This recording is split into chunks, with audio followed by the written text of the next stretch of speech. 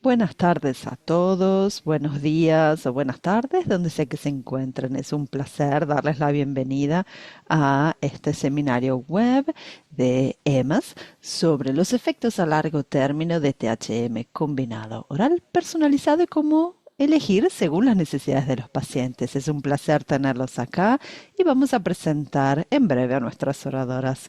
Para que sepan, tenemos interpretación en inglés, mandarín, portugués, ruso, español y ucraniano. Por favor, hagan clic en el idioma adecuado para que puedan escuchar la traducción en el idioma que deseen.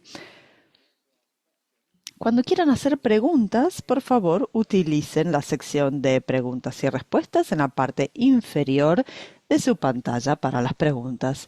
Si quieren hacer comentarios, pueden ponerlos en el chat, pero aquí no daremos respuestas. Si quieren hacer preguntas, por favor, las ponen en preguntas y respuestas y luego al final de la sesión tendremos unos 20 minutos para responderlas. La grabación va a estar disponible en breve, así como las demás grabaciones que están en la página web de EMAS.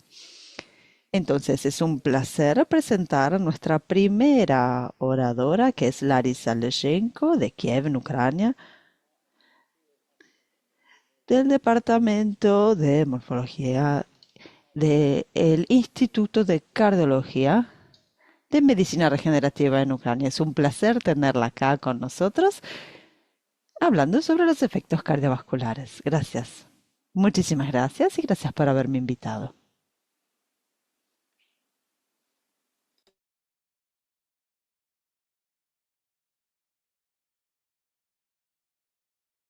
Un momentito, por favor, que comparto mi pantalla.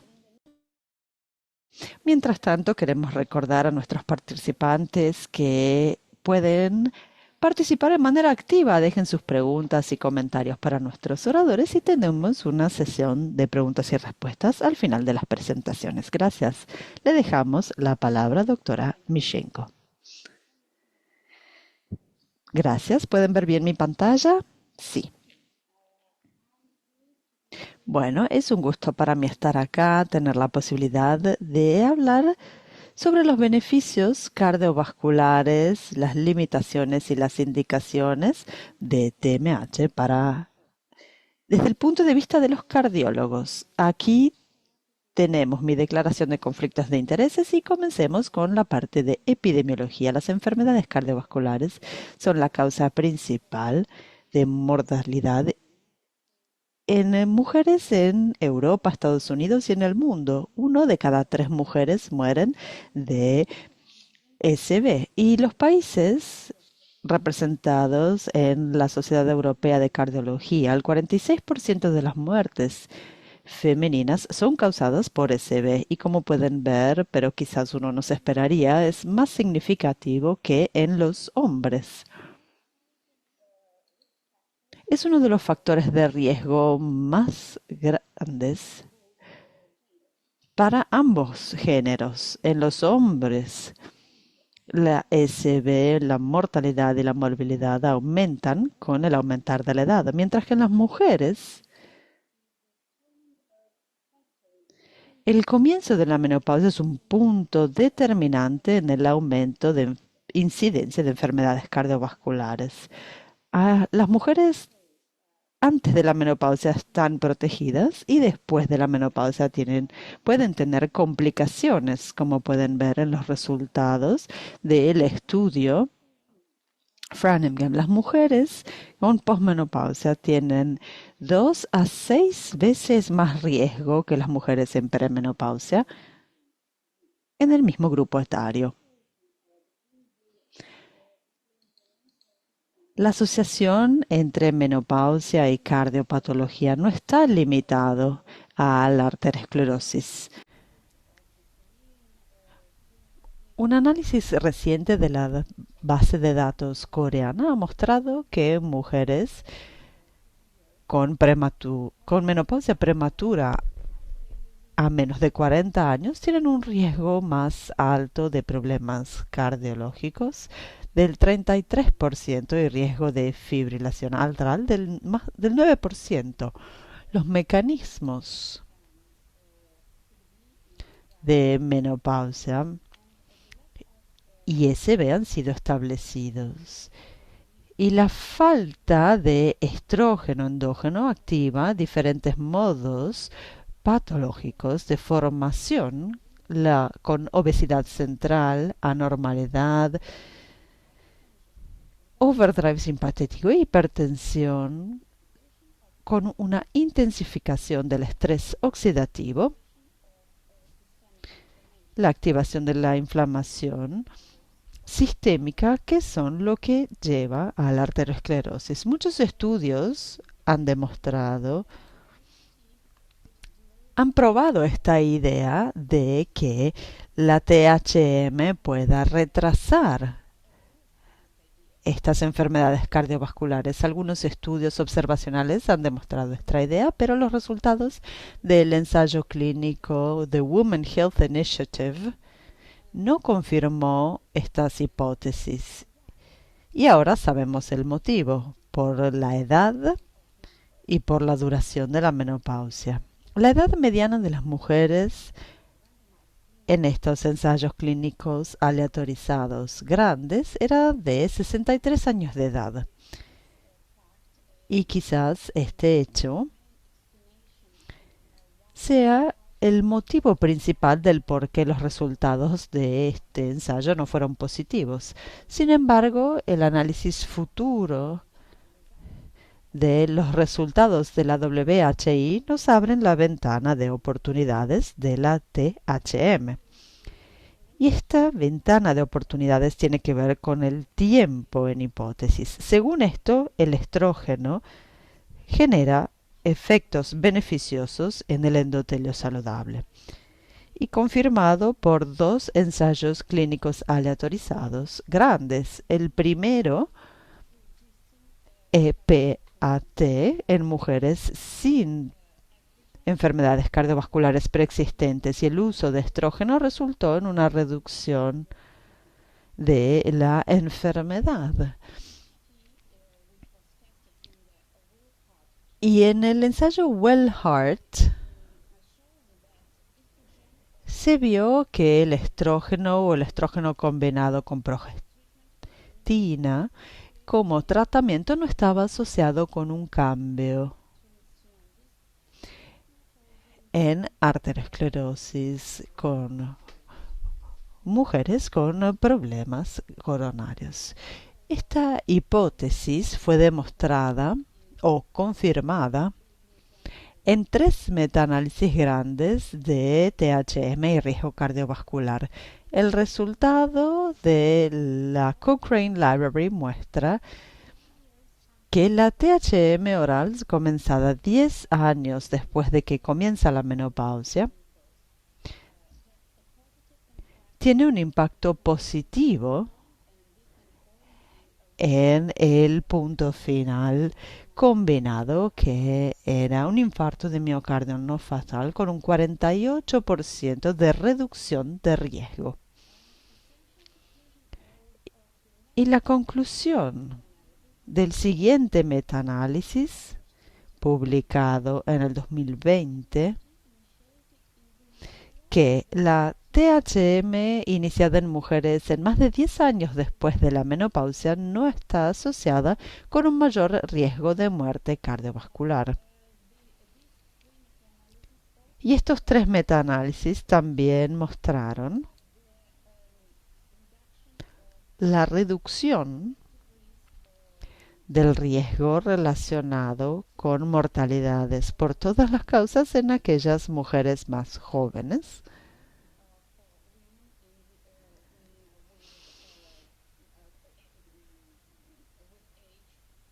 y sin daños para las mujeres mayores de 60 años de edad. Y en el último metaanálisis publicado de THM en mujeres con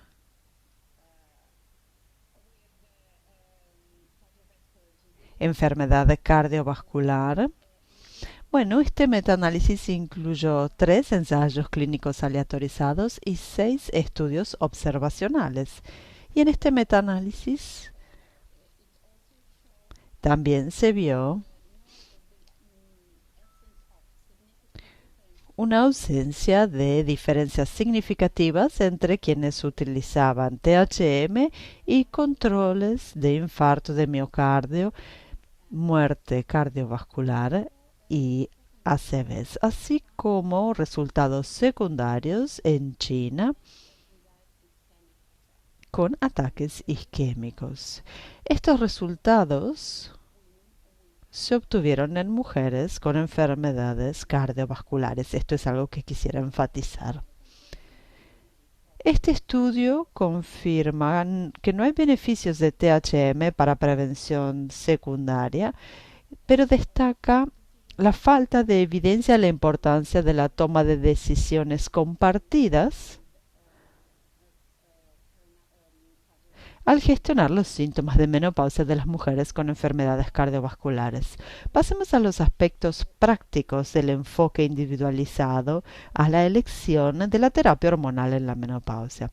Y este enfoque es para poder encontrar un equilibrio entre riesgos y beneficios, entre mejorar la calidad de vida y posiblemente la protección cardiovascular sin aumentar los riesgos cardiovasculares en mujeres. Como mencionábamos antes, la THM no se recomienda en mujeres con alto riesgo cardiovascular y las mujeres más jóvenes de 60 años de edad en menopausia dentro de los 10 años. E incluso en este grupo, cuanto antes se comienza con la terapia, más beneficios se obtendrán para el sistema cardiovascular. Y a la vez, tenemos que considerar el riesgo cardiovascular individual por motivos de seguridad. El documento de consenso de la Sociedad Europea de Cardiología, publicado en el 2021,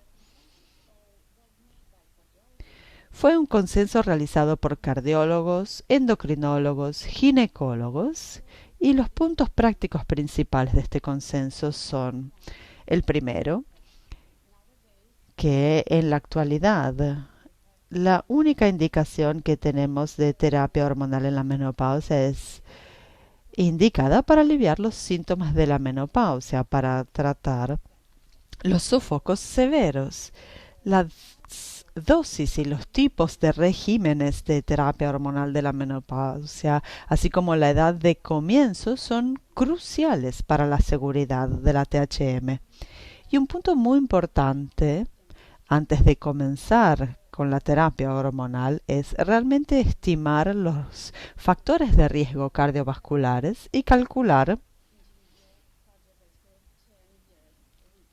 el riesgo de 10 años cardiovascular individual.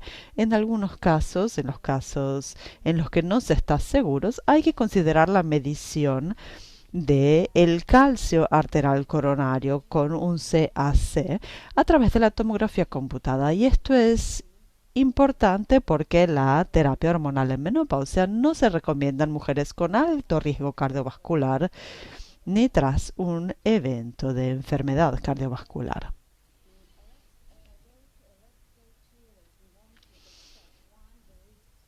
Entonces pasemos al paso 1, la estratificación del riesgo. Los médicos y los cardiólogos conocen muy bien este modelo de esta predicción. Y es realmente muy simple.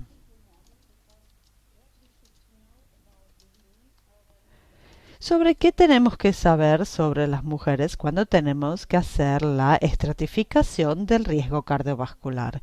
El nivel de presión sistólica, del HTL, del colesterol HDL, la edad de la mujer y el estado, si es fumadora o no.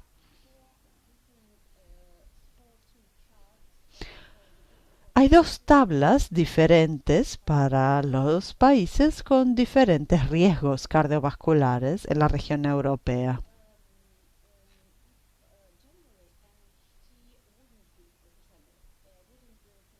En general, la terapia hormonal de la menopausia no se recomendaría para aquellas mujeres con un riesgo alto o muy alto. Como podemos ver, son los colores rojo y naranja en las tablas. Y es muy importante enfatizar entonces que fumar es un obstáculo importante al momento de recetar la terapia hormonal en la menopausia, no solo debido al riesgo aumentado de trombosis venosa, sino también por el riesgo mayor de enfermedades cardiovasculares. Sin embargo, los factores de riesgo de las mujeres no se limitan a los riesgos cardiovasculares, donde podemos ver que está basado el modelo de riesgo ESB. El factor de riesgo como el sexo es un factor reconocido que puede aumentar el riesgo cardiovascular. Por ejemplo,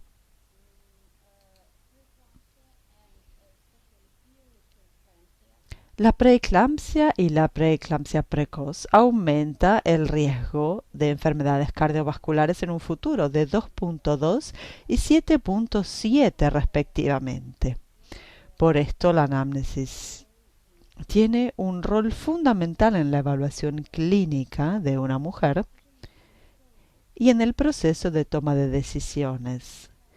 Con una medida del calcio arterial coronario puede ayudar en algunos casos a aclarar estos riesgos. El consenso de cardiólogos, ginecólogos y endocrinólogos ofrece medir el CAC a través de una TC en casos de incertidumbre. Pero en algunos casos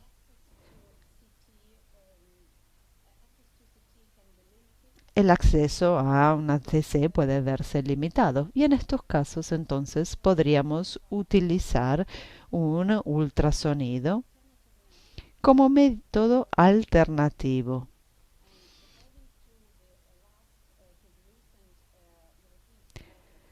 Según las directrices de la Sociedad Europea de Cardiología de Prevención de SB en la práctica clínica.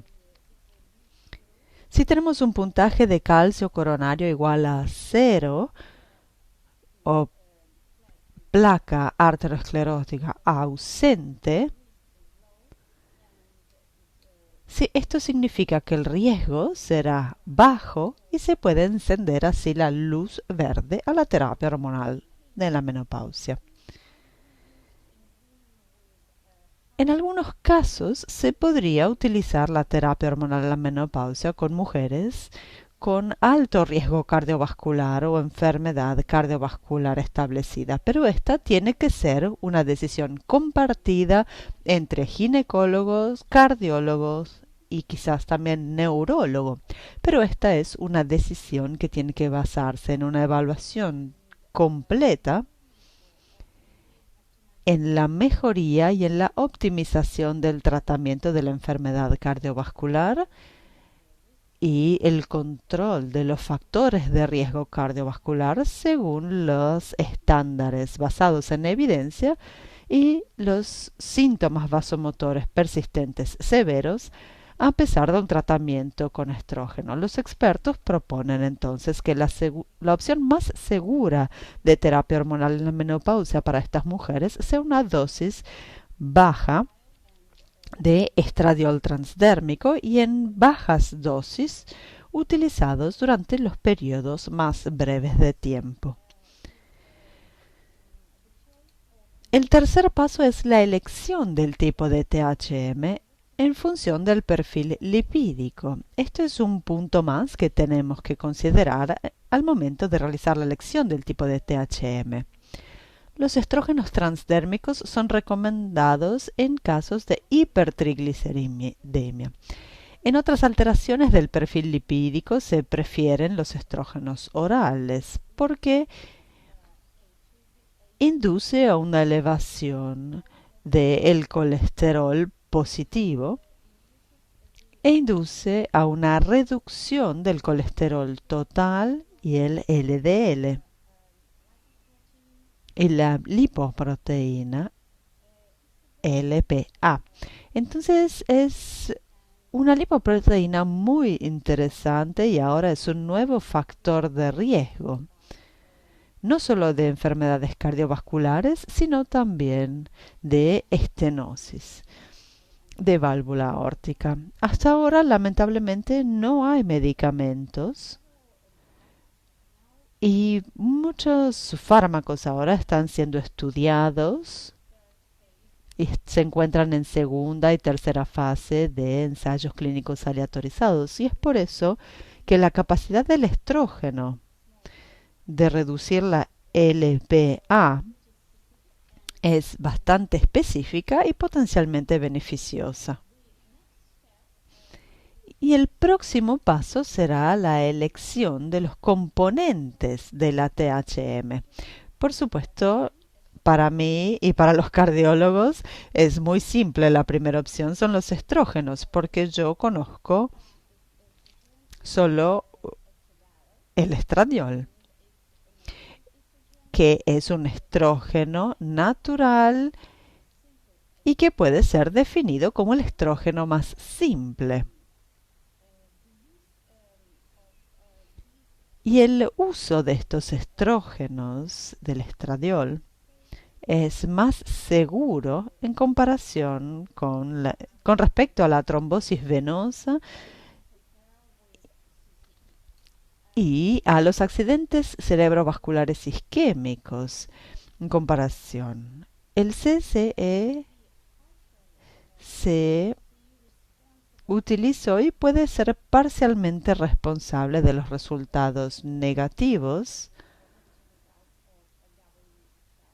de la WHI, según su estudio de la WHI. Y una elección más es la elección de los progestágenos. Y esta elección no es realmente difícil, por el contrario, es muy simple. La dihidrogesterona y la progesterona micronizadas no tienen efecto o tienen un efecto muy pequeño en el perfil lipídico y podrían ser preferibles en mujeres con dislipidemia que necesiten progestágeno. En los ensayos clínicos podemos ver que la dihidrogesterona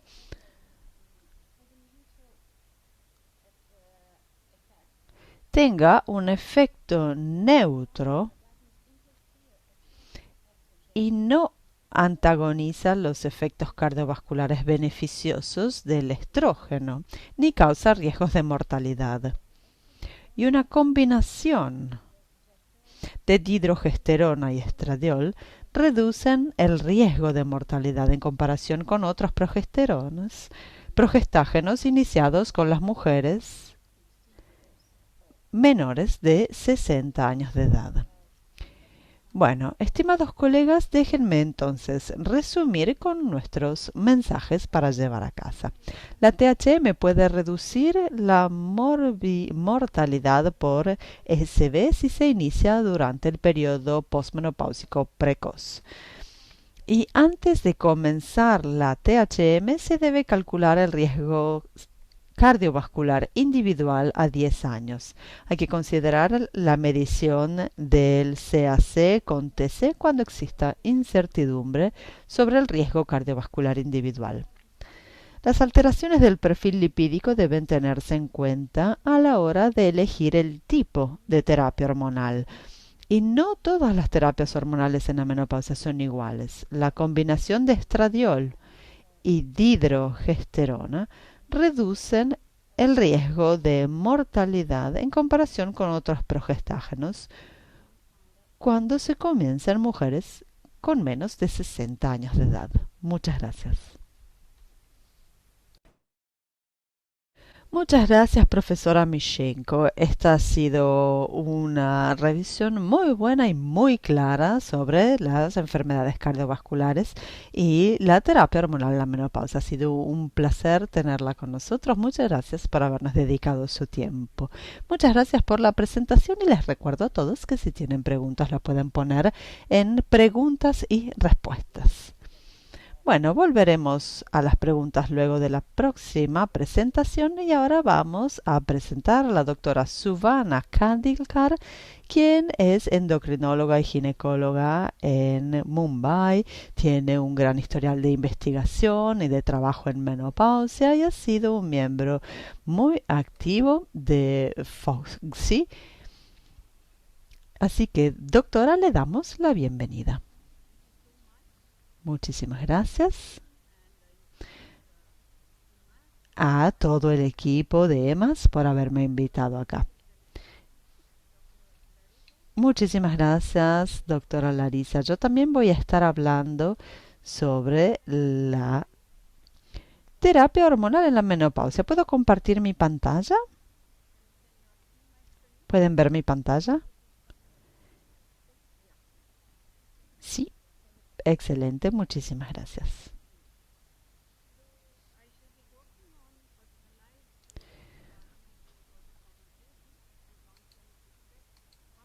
Bueno, voy a estar hablando sobre cómo realizar la elección también basado en la prevención de la osteoporosis.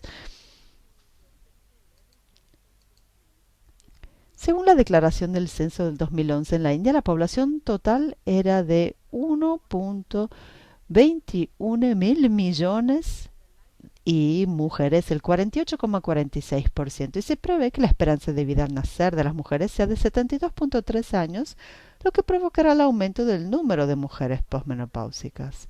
Se espera que el 33% de las mujeres de más de 50 años para el 2050, entonces la población tiene una mayor longevidad en India y el aumento esto hace que los trastornos musculoesqueléticos posmenopáusicos se estén convirtiendo en uno de los principales problemas de salud pública.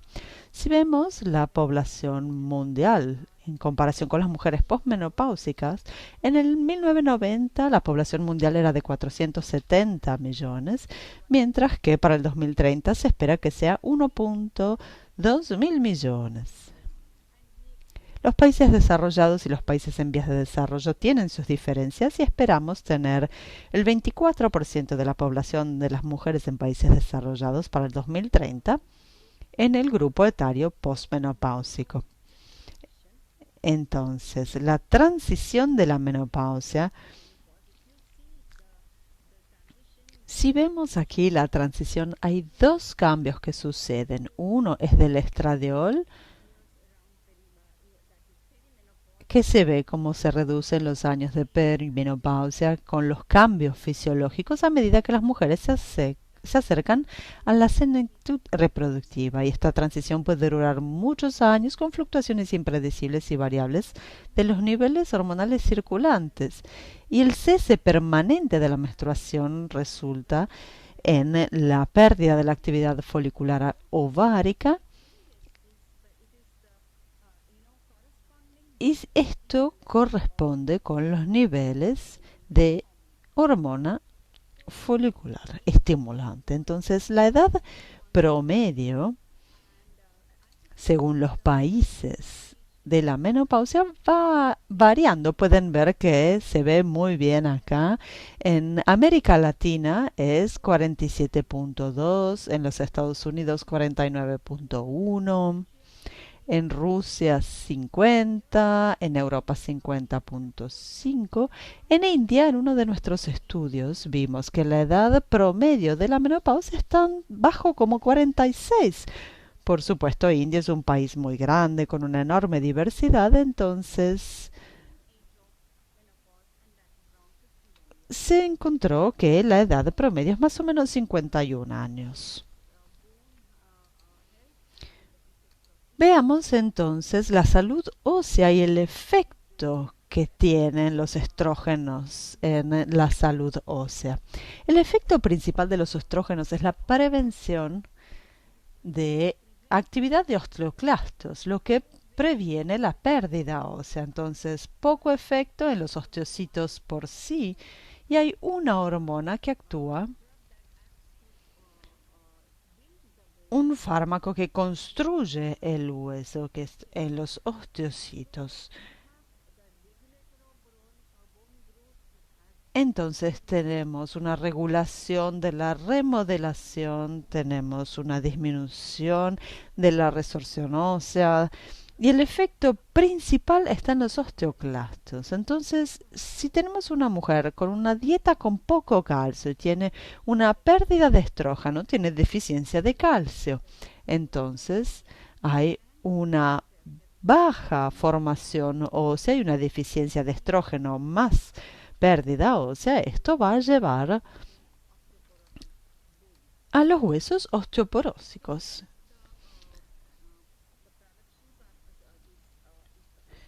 que serán frágiles. Aquí podemos ver la disminución de la función ovárica y la producción de estrógenos que se asocia a la pérdida de densidad mineral ósea.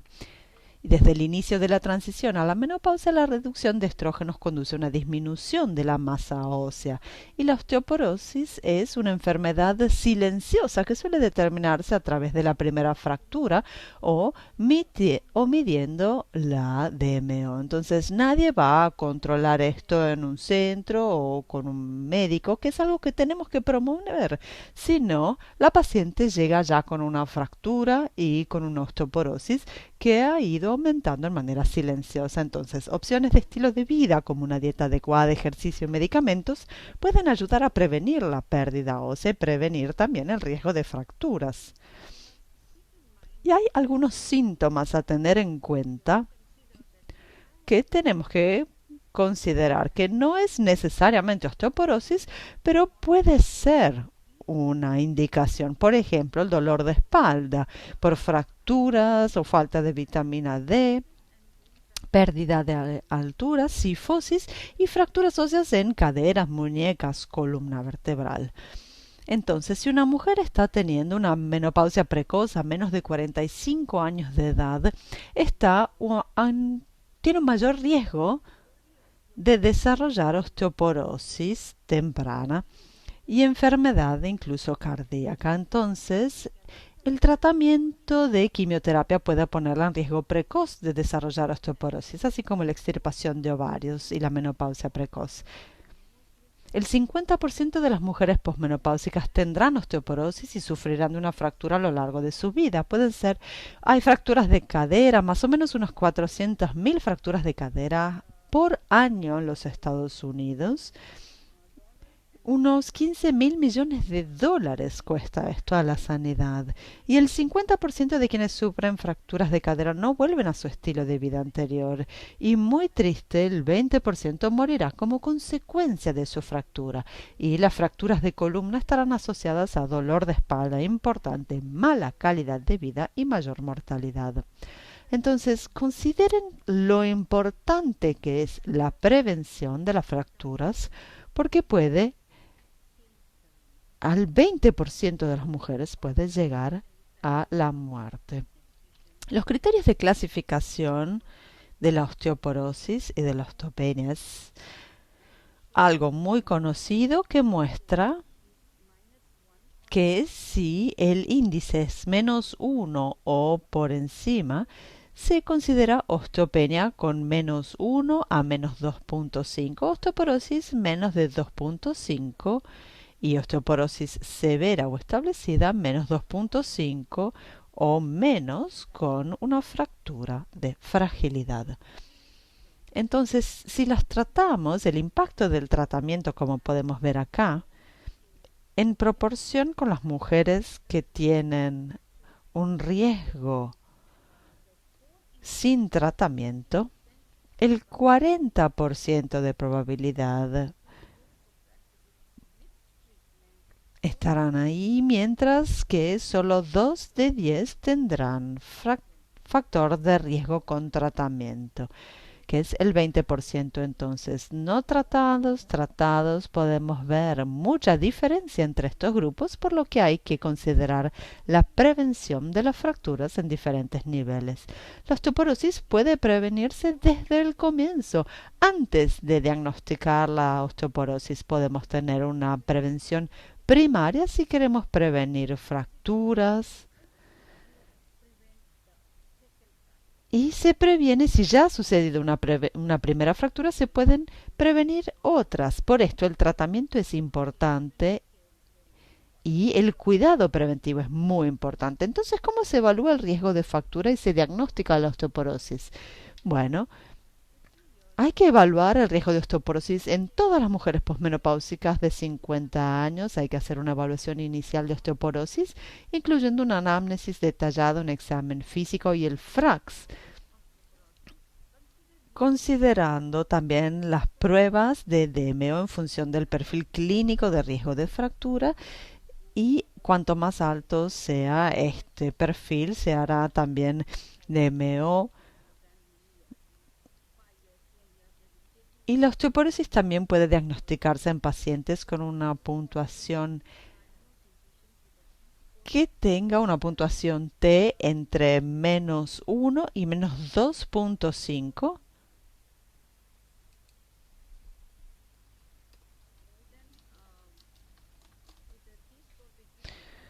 con una puntuación T entre -1 y -2.5, que es osteopenia, y un mayor riesgo de fractura utilizando los umbrales FRAX específicos de cada país, en líneas similares. Mantener una concentración sérica de 25 hidroxivitamina D en pacientes con osteoporosis de grado A, y también hacer una ingesta dietética adecuada de calcio con una ingesta total de 1200 miligramos por día para mujeres de edad de menores de 50 años. Complementar con vitamina D3 si es necesario, con una dosis diaria de 1000 a 2000 UI. Estos son los estilos de vida los cambios en el estilo de vida para mejorar la salud ósea: ejercicios de resistencia, de equilibrio, de carga de pesos, realizar movimientos seguros para evitar caídas y todo lo que pueda evitar caídas que lleven a fracturas. Entonces es muy importante adoptar las rutinas diarias que puedan ayudar a hacer movimientos seguros y equilibrados. Una dieta equilibrada con alimentos ricos en calcio, en vitamina D, el sol, prevenir la obesidad, evitar fumar y limitar el consumo de alcohol. ¿Quién necesita la terapia farmacológica? Es muy recomendado para pacientes con osteopenia o masa ósea baja y antecedentes de fractura por fragilidad de cadera o columna vertebral. Una puntuación T igual a o inferior a -2.5 en la columna vertebral, en el cuello femoral y el total de la cadera, o una tercera o un tercio del radio, esto es grado A. Una puntuación T entre -1 y -2.5 si la probabilidad FRAX a 10 años de la fractura osteoporótica es mayor al 20%, o la probabilidad de que se fracture la cadera a 10 años sea del 3%, más del 3% en los Estados Unidos. Estos son las mujeres que van a requerir el tratamiento. Entonces, ¿cuál es el papel de la terapia hormonal en la menopausia en mujeres posmenopáusicas, centrándonos en la prevención de la menopausia? Como decíamos, asesoramiento, dieta, ejercicio y modificaciones del estilo de vida son la parte principal del tratamiento y la prevención de estos elementos que tienen que ver con la menopausia. Un tratamiento no farmacéutico como terapia cognitivo-conductual y terapia hormonal como estrógenos, progestágenos, terapias combinadas, tibolona, raloxifeno, todo esto ayuda con los diferentes síntomas. ¿Y cuáles son los pacientes? Bueno, se comienza la terapia y consideramos la terapia hormonal con síntomas vasomotores. Entonces damos alivio a los síntomas vasomotores para atrofia urogenital y por último también para mejorar o prevenir la osteoporosis en mujeres que tienen alto riesgo de osteoporosis. Se puede dar porque la terapia hormonal en la menopausia es muy eficaz para prevenir pérdida ósea. El papel de la THM en la osteoporosis posmenopáusica podemos ver acá, según las directrices de la AACE 2020. La THM es eficaz para prevenir la osteoporosis posmenopáusica cuando se prescribe únicamente para la prevención de la osteoporosis posmenopáusica. El tratamiento solo debe considerarse para las mujeres con un riesgo significativo de Osteoporosis cuando el tratamiento no hormonal no es adecuado. Las mujeres, bueno, hay dos grupos de mujeres. Son aquellas que dicen que no quieren hormonas y otros que dicen que no quieren terapia no hormonal porque por motivos obvios la terapia no hormonal no es tan eficaz como la terapia hormonal, en particular para los síntomas vasomotores. Entonces, el papel de la THM es que debe ser utilizado para la prevención de todo tipo de fracturas en mujeres posmenopáusicas con alto riesgo de fractura y las características como mujeres de 60 años o menos de 10 años después de la menopausia, aquellas para quienes denosumab o bisfosfonatos no están indicados con síntomas vasomotores molestos y sin contraindicaciones. Aquí lo recomienda la Sociedad de Endocrinología. Y el enfoque pragmático para esto, la osteopenia que no alcanza el umbral terapéutico de los medicamentos osteoporóticos, intolerancia a los medicamentos y si tiene osteoporosis y luego se va a la osteoporosis refractaria, fracturas atípicas, la THM puede considerarse para poder prevenir. Entonces, la THM es el tratamiento de primera línea para controlar los síntomas menopáusicos molestos y como pueden ver todas las sociedades, incluso la nuestra en la India, recomiendan la terapia hormonal en la menopausia para controlar los síntomas vasomotores y todas las sociedades están de acuerdo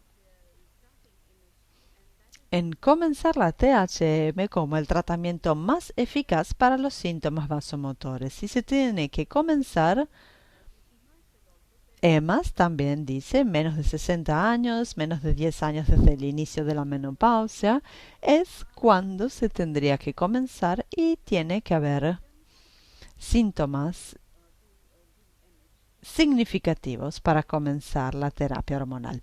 Entonces tenemos que hacer una individualización y esto va a depender del estado de la paciente, si su estado de histerectomía, si ha tenido una histerectomía, sí, entonces solo va a requerir estrógeno y si no ha hecho una histerectomía, entonces va a requerir también progestágeno para poder proteger al endometrio de un cáncer endometrial.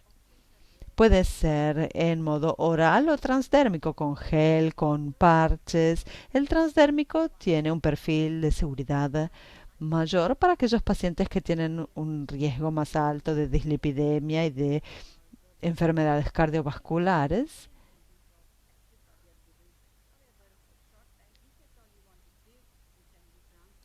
Y si se tiene el transdérmico se puede dar, pero en manera oral se puede dar estradiol o estrógenos conjugados y este no viene dado para terapia hormonal en la menopausia. Las preferencias individuales son importantes. El control de los síntomas inadecuados, los trastornos gastrointestinales que puedan afectar la absorción oral, un índice de masa muscular superior a 30, bueno, ahí elijan transdérmico y si no, oral. Si no se le ha hecho una histerectomía en los pacientes en perimenopausia, se puede elegir estrógeno y progesterona en perimenopausia con terapia secuencial y en posmenopausia un combinado continuo sin el periodo en manera transdérmica u oral. Ambas están disponibles con un rango de progestágeno. Esto se añade para poder evitar los efectos secundarios porque puede llevar a un cáncer del endometrio y no queremos esta complicación para nuestras mujeres.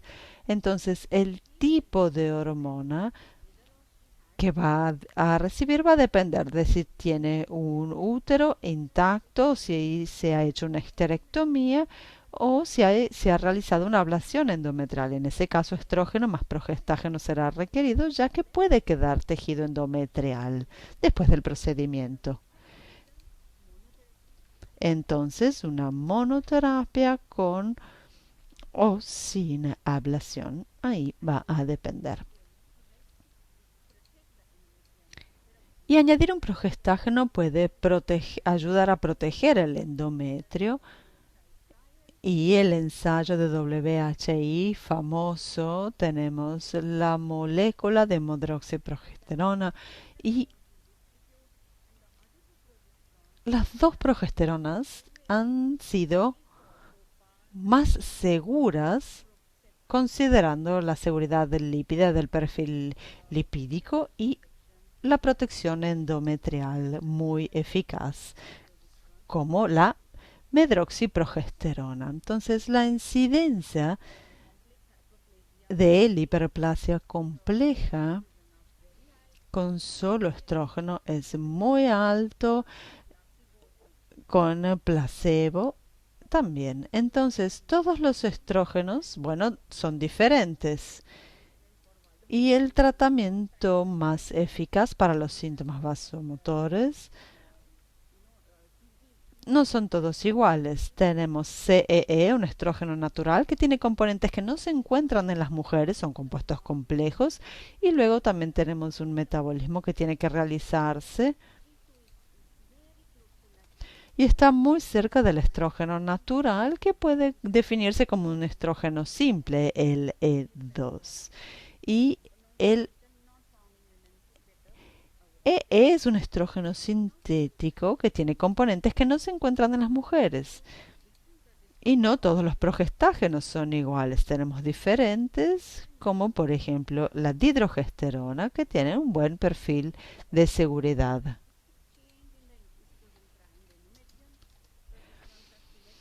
Y los progestágenos se seleccionan basados en los efectos biológicos y la dihidrogesterona es altamente seleccionada por los receptores de producción. Entonces la dihidrogesterona es altamente selectiva para los receptores de progesterona, por lo que disminuye el riesgo de efectos adversos. No hay efecto estrogénico por no hay efecto androgénico ni actividad de glucocorticoides, entonces es relativamente seguro. Hay datos que combinan la terapia combinada con estradiol y dihidrogesterona en la prevención de la osteoporosis y podemos ver en las mujeres perimenopáusicas. Podemos ver este estudio prospectivo multicéntrico doble mascarado, aleatorizado y controlado con placebo en 595 mujeres posmenopáusicas aparentemente sanas en modo oral continuo de 1 miligramo o 2 dado durante 2 años con E1 o 2 miligramos que mostraron un aumento significativo de la DMO en la columna lumbar y en el cuello femoral, y el estrógeno más dihidrogesterona es eficaz para conservar la masa ósea de la columna lumbar y del fémur proximal. Y podemos ver acá cómo ha sido el tratamiento. Esta es la última diapositiva. Entonces, esta es una diapositiva muy importante. Para las mujeres en posmenopausia, si se da estradiol y dihidrogesterona, estos son los diferentes beneficios a largo plazo que no voy a mencionar ahora, y el riesgo cardiovascular ha sido perfectamente cubierto por nuestra oradora anterior y esto es muy común, esto es en común con la presentación anterior, así que voy a pasar esto y tenemos diferentes recomendaciones basadas en la evidencia que fomentan activamente el uso de la terapia hormonal en la menopausia, que dicen que para prevenir la menopausia la terapia hormonal sea muy útil. Muchas gracias. Muchas gracias, doctora Kandilkar. Realmente muy claro y muy completo. Tenemos más de 100 personas en nuestra llamada, así que sería fabuloso poder tener preguntas. Por favor, pónganlas en la sección de preguntas y respuestas. Están llegando varias, así que los invitamos a mandarnos sus preguntas. Tenemos acá a 2 expertos mundiales, así que aprovechen para hacer sus preguntas. La primera pregunta tiene que ver con enfermedad cardiovascular. ¿Los pacientes con angina actual o historia de infarto de miocardio pueden tener la terapia hormonal en la menopausia? Quizás podría respondernos primero a esto. Sí, la primera pregunta es la más difícil. Es una pregunta que tienen que hacerse juntos entre cardiólogos y ginecólogos. Solo si otros tratamientos de síntomas de la menopausia son tratamientos sin estradiol y no son eficaces. Solo ahí podemos considerar la terapia hormonal para la menopausia. Ahora tenemos consenso con respecto a los criterios de elegibilidad y podemos seleccionar una opción de terapia hormonal y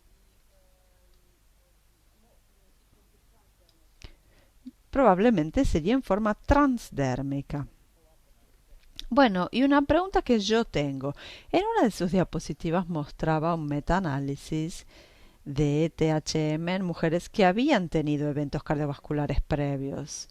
Y mi interpretación es que no mostraba ni beneficios ni eventos secundarios. Esto es suficiente para decir que no tenemos que recetar THM o no nos va a dar los mismos beneficios. Es una diferencia sutil, pero si tenemos una mujer muy sintomática con, por ejemplo, un infarto de miocardio, ¿esto significa que no tiene que seguir una terapia hormonal o que tendrá menos beneficios? Bueno, para mí significa que tendríamos que considerar cuál es la mejor opción para la mujer. Por supuesto, debemos considerar los riesgos y a la vez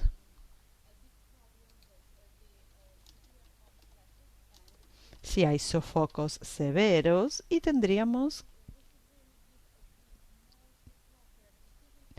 que tomar la decisión más adecuada. Mi posición es que no haya una contraindicación simple de terapia hormonal en la menopausia para estas mujeres con síntomas severos de menopausia. Tendríamos que darles la posibilidad.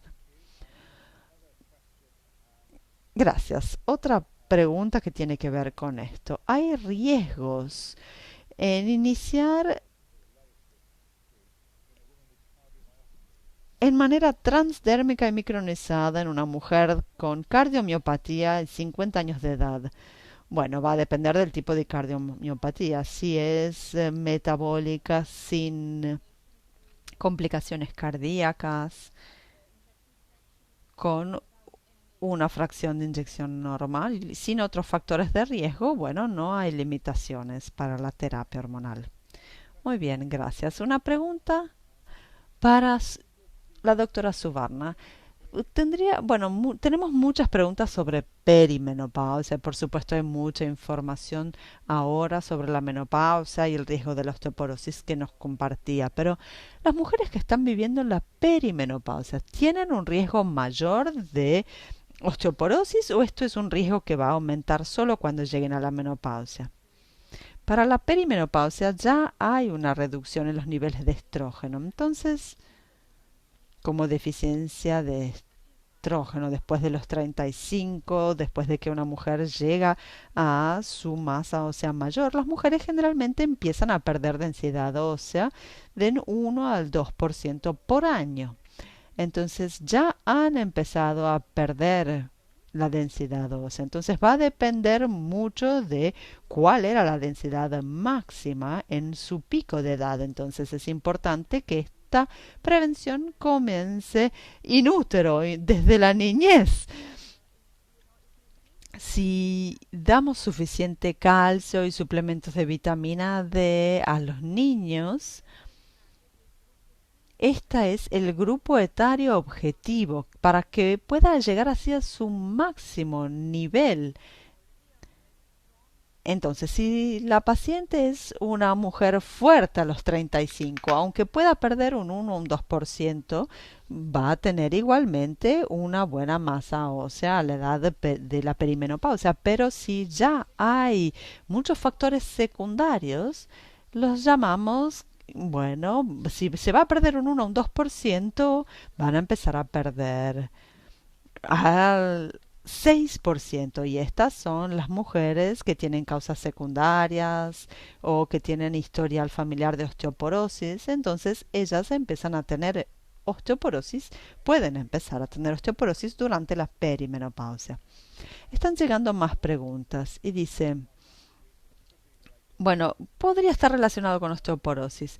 ¿Qué sucede con el tratamiento, con el uso de tratamientos no hormonales en pacientes mayores de 60 y los síntomas de la declinación estrogénica, o sea, aquellos que tienen un riesgo aumentado con THM? Muchas gracias por la pregunta. Por supuesto, el tratamiento no hormonal puede utilizarse para estas mujeres y puede ser incluso con una terapia de antidepresivos, y en algunos casos puede ser muy eficaz. Bien, muchísimas gracias. Y una pregunta de osteoporosis. ¿Comenzaría con estrógenos transdérmico y progesterona micronizada en una mujer de 59 años que tiene osteoporosis de bajo riesgo? Está en la menopausia desde los 50. Entonces, una mujer de 59 años que parecería tener osteoporosis. ¿Se comenzaría una THM transdérmica? Bueno, me parece que está en la edad del límite. Es una... Generalmente no comenzamos más allá de los 60, pero está en 59. Pero si tiene osteoporosis, si tiene un bajo riesgo, no estoy segura de haber entendido. Si ya tiene osteoporosis a los 59, entonces va a requerir un tratamiento a largo plazo, y la elección del fármaco tendrá que ser lo mejor posible. Pero si tiene una buena densidad ósea a los 59, no comenzamos terapia hormonal transdérmica ni oral a menos que tenga síntomas vasomotores. Si es sintomática, sí, incluso a 59 se lo puede dar. Y la indicación es siempre utilizar la dosis más baja posible durante el tiempo más breve posible. Entonces se da un tratamiento individualizado según lo que necesita. Si necesita durante un breve periodo, eso es lo que se hace, y generalmente voy reduciendo la terapia hormonal para que no tengan síntomas una vez que detienen la terapia. Muchísimas gracias. Tenemos una pregunta que ha llegado por el chat, pero aunque dijimos que no la mandaran por el chat, la voy a leer porque me parece realmente muy importante. La pregunta es, ¿por qué, aunque los beneficios de prevención de THM para muchas enfermedades están muy bien establecidos, por qué los expertos siguen limitando las indicaciones a mujeres con dolencia o riesgo de osteoporosis al tiempo más breve posible? ¿Por qué no lo damos vuelta como hacemos con otras disfunciones endocrinas, para que toda mujer que tenga depresión ovárica y entre en menopausia, excepto mujeres con alto riesgo y contraindicaciones para el estrógeno, puedan utilizar la terapia hormonal en menopausia? Quizás Savannah puede responder primero. A ver, voy a leer la pregunta.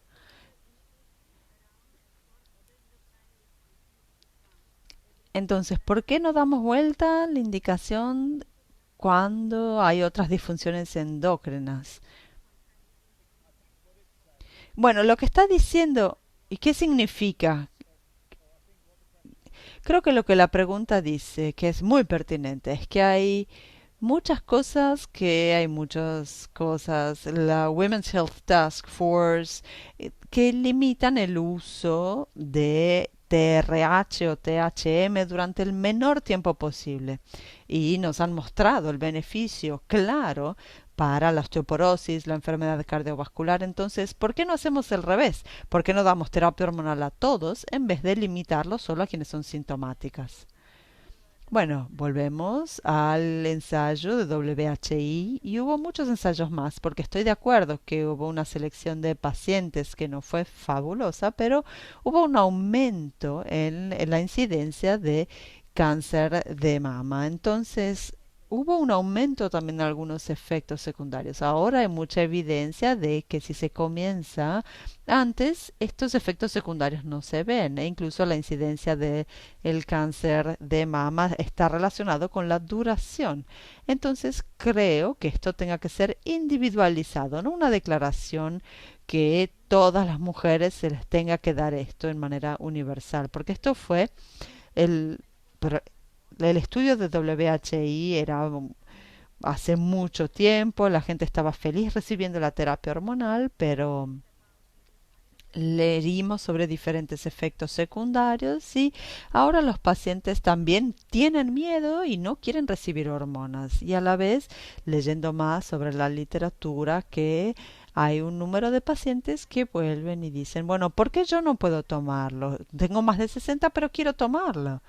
Entonces, a menos de que tengamos más evidencia sobre esto, bueno, no se puede dar universalmente a todos los pacientes. Sí, ahora tenemos evidencia solo para indicaciones definidas y es por eso que esta es la limitación principal y tenemos eficacia demostrada de THM solo para algunas indicaciones. No es un tratamiento para todos.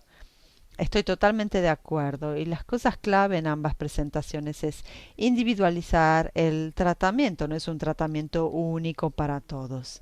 Bueno, hay un par de preguntas acá que están llegando justo al final, las mencionaremos. Una mujer con menopausia precoz desde hace 7 años, osteoporosis endexa y dolor lumbar. ¿Estaría indicada la terapia de la menopausia acá si hay una fractura? Sí, por supuesto que sí. En todas las pacientes que ya están en edad de premenopausia, menos de 45, sin importar el estado individualizado, recomendamos la terapia hormonal hasta la menopausia natural, porque estas son las pacientes que pueden desarrollar osteoporosis severa para los 50 en comparación con otras que estén llegando a 50-51. Entonces, si ya está sucediendo la pérdida ósea, podemos prevenir esto comenzando la THM. Entonces, una de estas indicaciones para dar THM en la menopausia prematura es muy, muy válido. Se puede mantener la salud ósea y cardiovascular gracias a la terapia hormonal en premenopausia. Y solo descontinuamos en el momento de la menopausia natural, sea el grupo etario de sus países. Bueno, y hay una persona que dice, el riesgo de cáncer de mama no es realmente el caso si se usan hormonas bioidénticas. Bueno, a este voy a responder yo y decir que no es así, no hay evidencia conclusiva de que las hormonas bioidénticas no aumenten el riesgo de cáncer de mama, simplemente no tenemos estudios detallados que lo demuestren y porque algunos estudios no lo hayan demostrado, no significa que se pueda concluir que son seguros. Así que esto parece ser un mito, pero tenemos que asumir que todas las THM tienen un riesgo aumentado de cáncer de mama, algunos más bajos que otros, pero no podemos decir que no hay ningún riesgo. Bueno, entonces llegamos así a nuestras conclusiones. Quisiera agradecer a nuestras dos ponentes por sus excelentes presentaciones, revisiones excelentes de los temas. Muchísimas gracias a todos nuestros participantes, a quienes puedan escucharlo en un segundo momento. Muchísimas gracias por su participación. Pueden sumarse a los próximos webinarios. Muchísimas gracias y que sigan bien durante el resto del día. Muchísimas